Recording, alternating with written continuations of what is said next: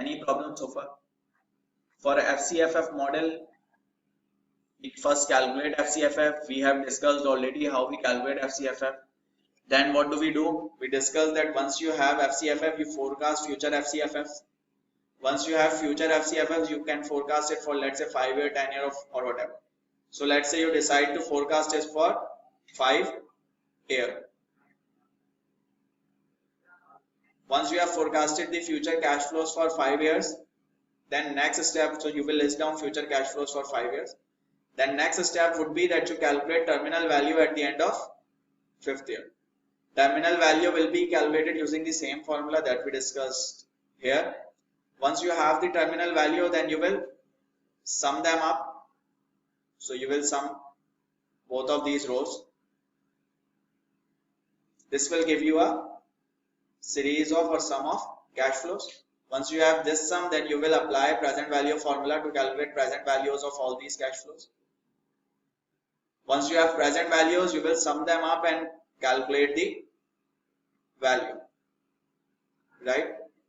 How we do it in financial model, obviously when you make it, then you will be able to do it. So once you have this value, what is this value? These cash flows were free cash flow to firm, which means this value is firm value, right?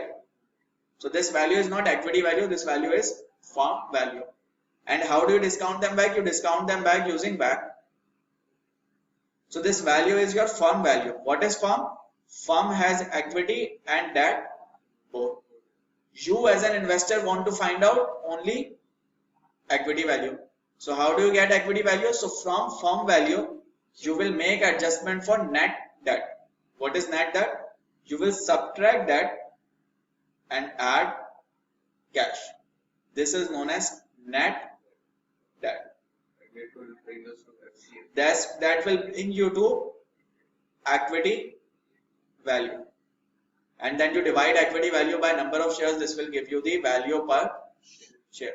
So this is how this model will be structured, that in your financial model you will have past data, you will have future forecast based on expectations, you will have discount rate based on expectation, you will forecast FCFF.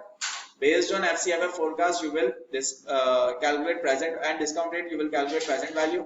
Based on present value, you calculate firm value. You will make adjustment for that and arrive at equity value. This is how whole model is structured or will be working.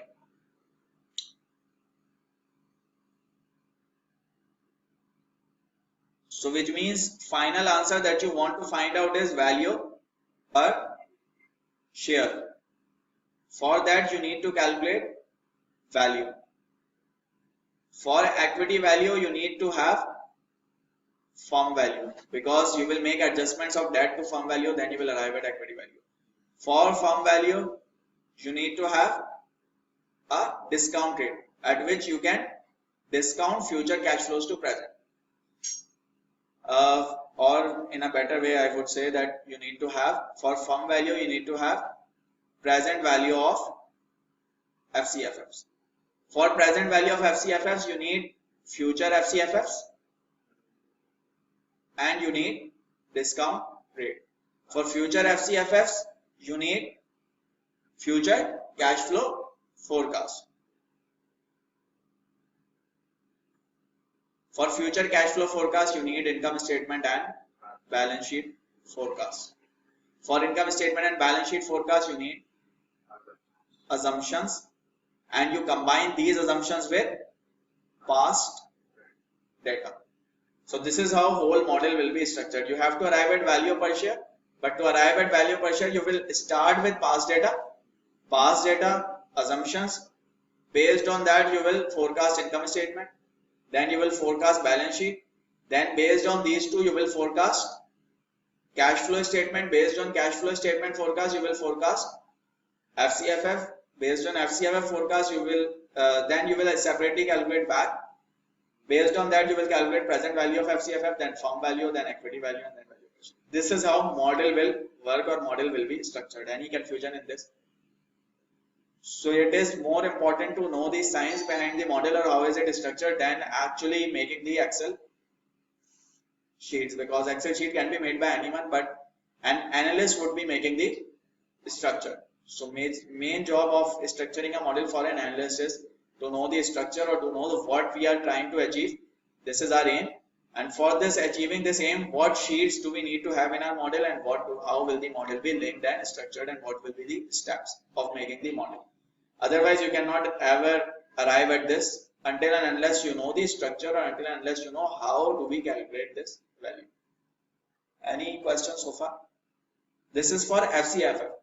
If let's say I am using FCFE, then again assumptions, past data, income statement, balance sheet, cash flow statement, forecast, future FCFF forecast, present value of forecast. Only difference would be, instead of using WACC, I will be using required rate of return on equity or cost of equity. Instead of using FCFF forecast, I will be using FCFE forecast. Then again, present value of FCFEs. Present value of FCFE itself is the equity value. So you do not need to make adjustment of any that. Then you divide it by share, and number of shares, you get value per share. That is how free cash flow to equity model would be made of the structure. Any confusion so far?